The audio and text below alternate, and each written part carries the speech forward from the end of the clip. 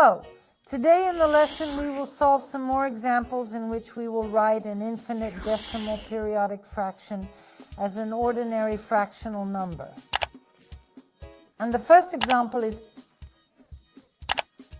1.369 thousandths in the period. As we see in this example, the 3 digits in the period they repeat. We then have to write it down in the following form.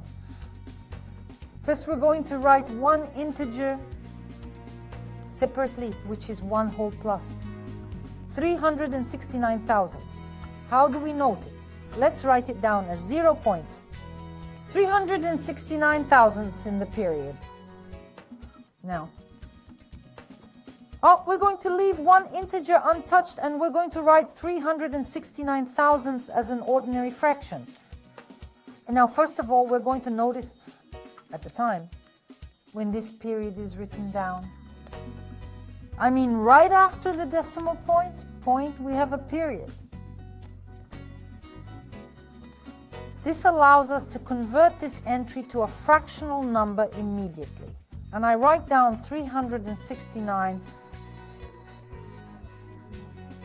numerators, and the denominator has as many 9s as there are digits in the period.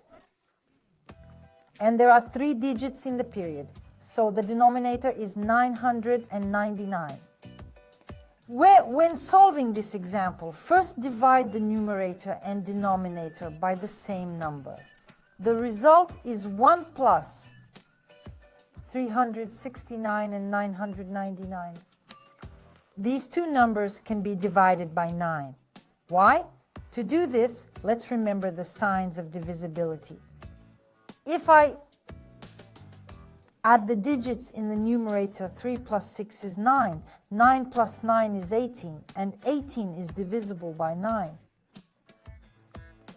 And at the same time, in the denominator, 9 plus 9 plus 9 is 27. 27 is also divisible by 9. So both the numerator and the denominator are divided by 9. And then the result is the following fraction. 369 divided by 9 is 41. And 999 divided by 9 is 111. And now we can find the sum. 1 whole and 41, 111.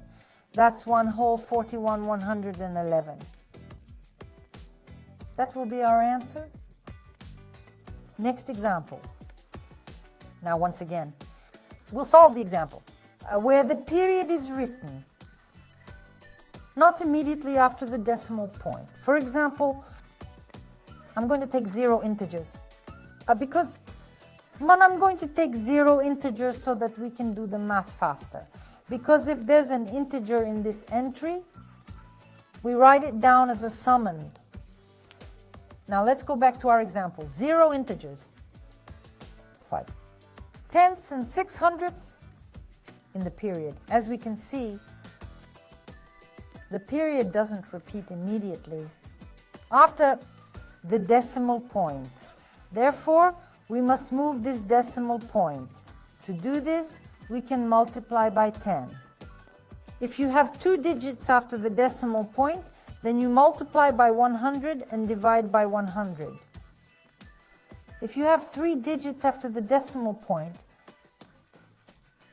that don't repeat and you have a period after it, then you multiply by 4 and so on. Let's go back to our example. 0 whole, 5 tenths and 6 hundredths in the period. Let's move the comma. Let's start by rewriting it. 0 whole, 5 tenths, 6 hundredths of a period times 10. But if I'm multiplying by 10, I'm also dividing by 10. Now, once again, pay attention to the fact why I'm multiplying by 10 after the decimal point. And before the period, we only have 1 digit. That's why I'm multiplying by 10. If there are 2 digits in this case, I will multiply by 100 and divide by 100. Let's keep calculating. In this case, we have a comma shift. The result is 5 whole and 6 tenths in the period divided by 10. And in this case, we realize that 5 whole 6/10. Let's write it down separately. 5.6 in the period. I talked about it at the beginning.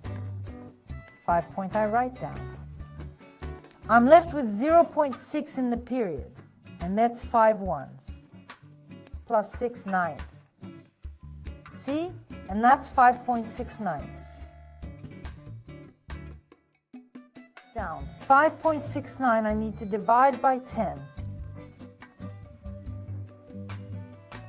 5.69 divided by 10 is very easy. But first, let's divide 6 and 9 by 3. 6 divided by 3 is 2. 9 divided by 3 is 3.